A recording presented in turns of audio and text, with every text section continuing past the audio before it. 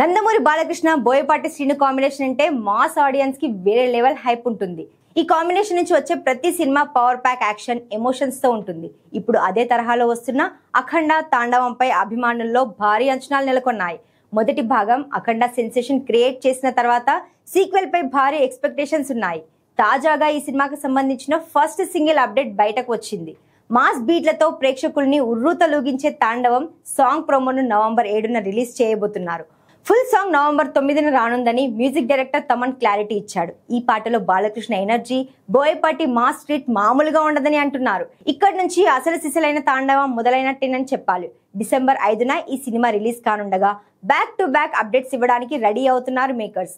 అలాగే pan India లెవెల్లో భారీ ఎత్తున ప్రమోషన్స్ ప్లాన్ చేస్తున్నారు.